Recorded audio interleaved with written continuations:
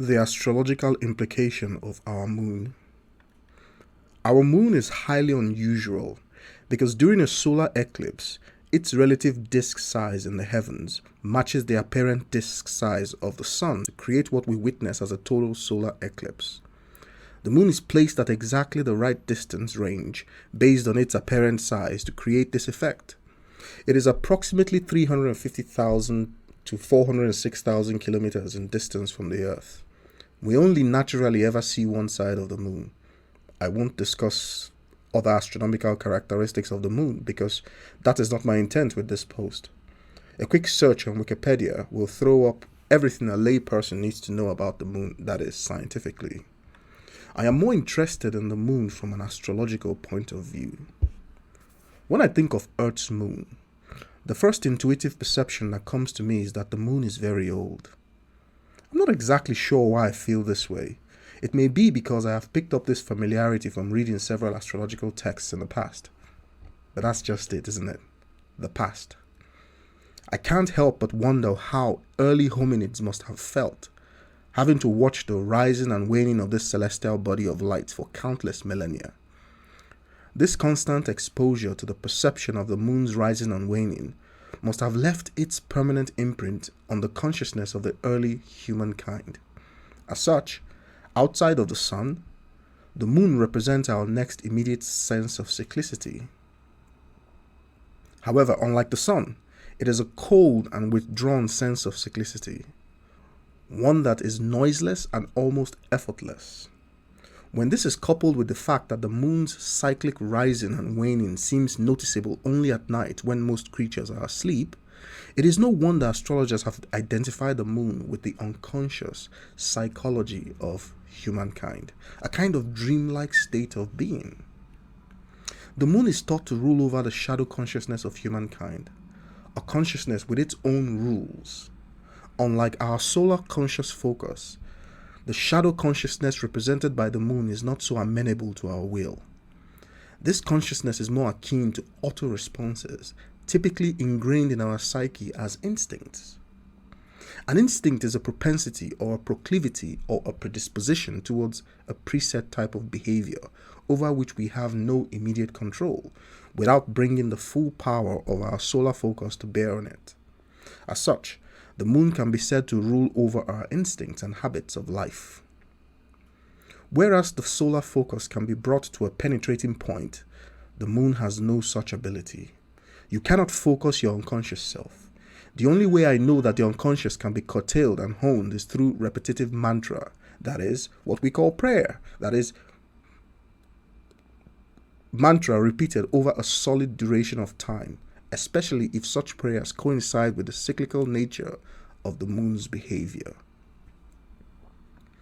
The moon is a very powerful body because it is always there and in charge, except for when we focus our attention.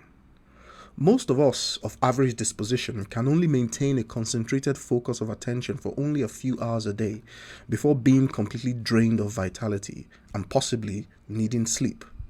We are not the solar creatures that we think we are, at least not yet. But we are all moon creatures. It is the moon that was responsible for most of our early hominid evolution, nurturing us and guiding us towards our solar heritage. During the first few years of our birth, the moon is completely in control. Its significant indicator as the ruler of the IC, that is the nadir in a natural chart, is not coincidental. Without the moon, there would be nothing for our solar bodies to build its focus on. Both men and women have the moon very active in their natal charts, whether they think so or not. However, the presence of the moon is more emphasized in the natal chart of women. The reason for this is quite simple to understand. Women are the life-bearing capacity of our humankind. This strategic function is so important for the survival of the human race that it could not have been left to the solar focus. This is changing as women embrace more of their solar beings. Their ability to grow and nurture young is purely driven by instinct. Else, most species won't be able to do this in the wild. Whenever we feel threatened, afraid, or insecure, we immediately trigger unconscious memories and responses reminiscent with the natal positions of our moons and the houses that they rule. Since the birthing and nurturing of young leaves the birther more vulnerable to attacks, the moon and the house it governs is where we are vulnerable and in need of security. A constantly vulnerable and fearful being cannot build a solar body. The solar body, being the visible light of our mental faculties, is one of the gifts of our sun. It creates our focused self-awareness, which we may bring to bear when solving problems. The problems that the moon solves are automatic, instinctual, and strategic for survival. The moon has very little tolerance for error, as existence may depend on the outcomes of its reactions.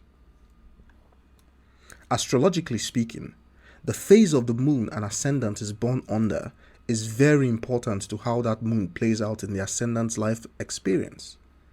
A balsamic moon in Leo does not respond the same way as a full moon in Leo. In the treatment of addictive behavior, the moon and its manifestations in the life of the ascendant is the culprit. It has somehow become misaligned in its existential search for security.